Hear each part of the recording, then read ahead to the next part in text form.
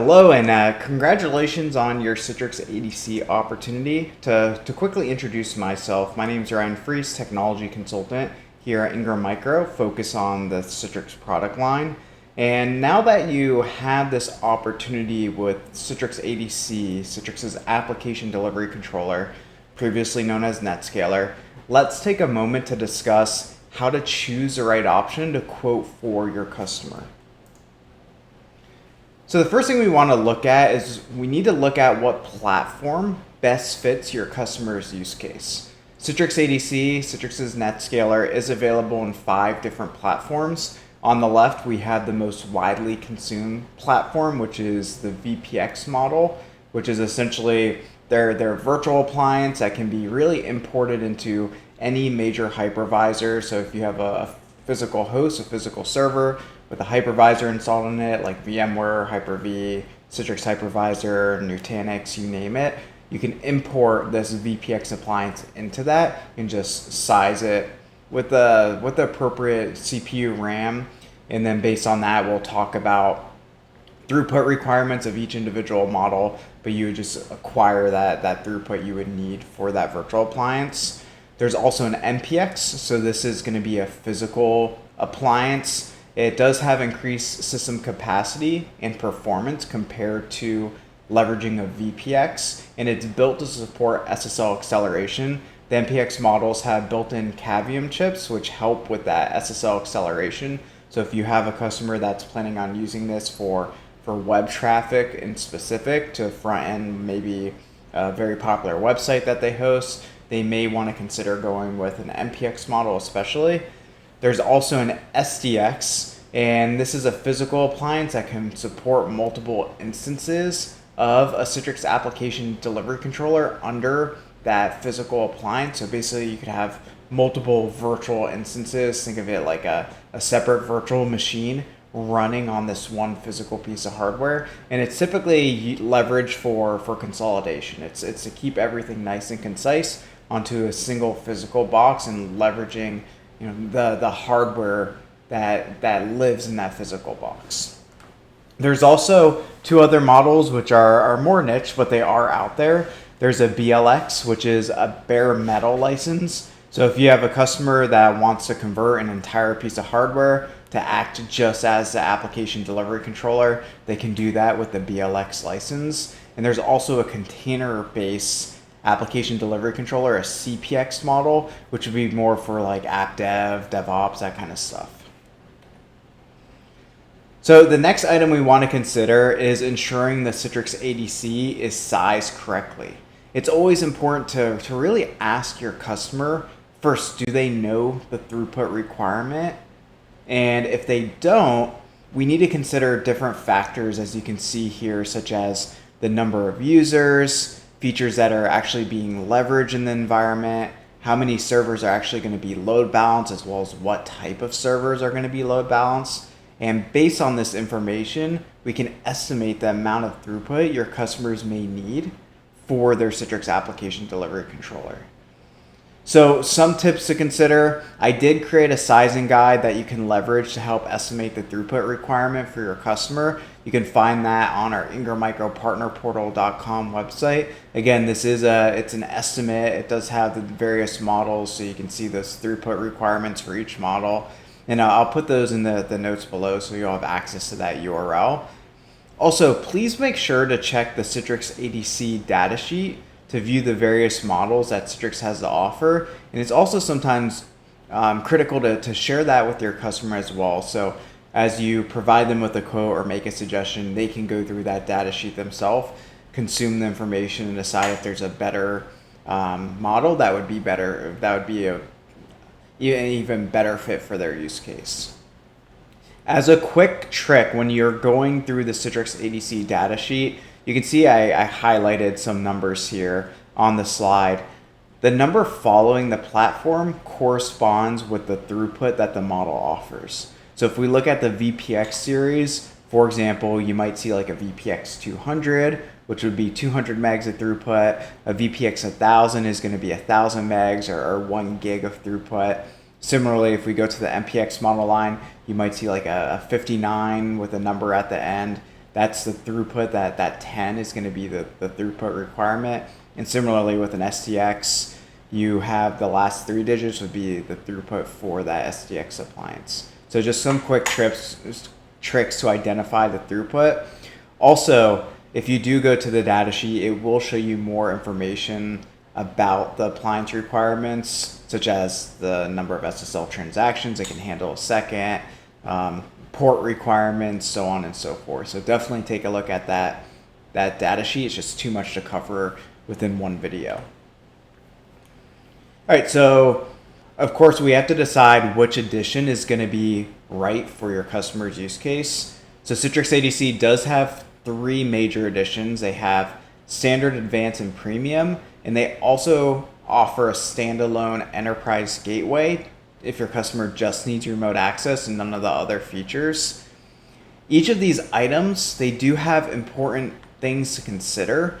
For example, if your customer just needs remote access with full VPN capabilities and potentially policy-based access or maybe some sort of endpoint analysis capability, they will need to purchase a Citrix ADC Gateway Universal License if they go with the Enterprise Gateway model.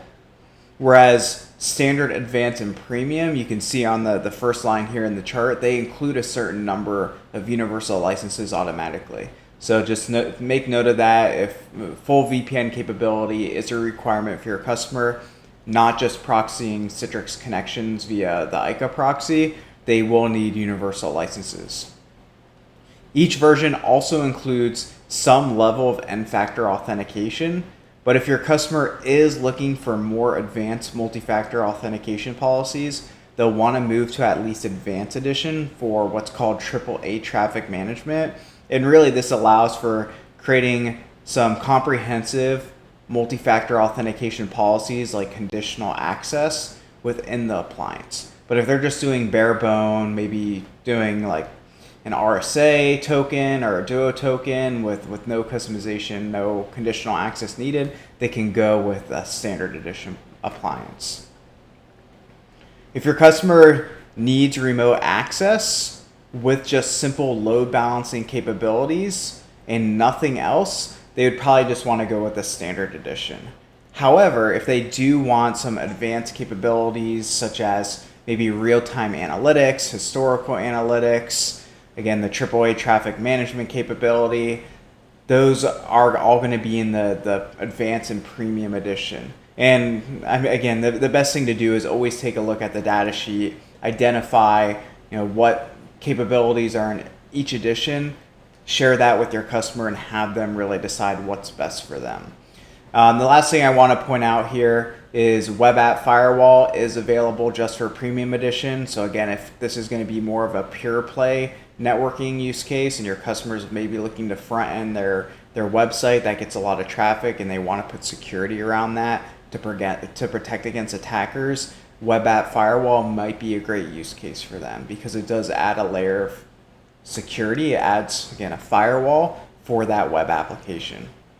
And again, please do your due diligence, have a conversation with your customer, maybe walk them through the different editions, what's included in each one, and decide collectively what's the best edition for them. So there are some other final considerations for your opportunity when you're making a quote request that I want to address. First, please notate either the number of years you would like to see for either the maintenance and services for a perpetual purchase or the subscription length if your customer prefers that annual renewal basis. So it is available both as a perpetual license as well as a subscription license. So just notate the number of years either for the maintenance and services for the perpetual or the subscription for that subscription length. I will say that there is deeper discounts as your customer moves to a multi-year option. So if they go to either 2 or 3 years, they will see additional discounts as they move up in their term length. Also, ask your customer if they need redundancy for their Citrix Application Delivery Controller appliances. If so, we'll want to quote at least a quantity of 2.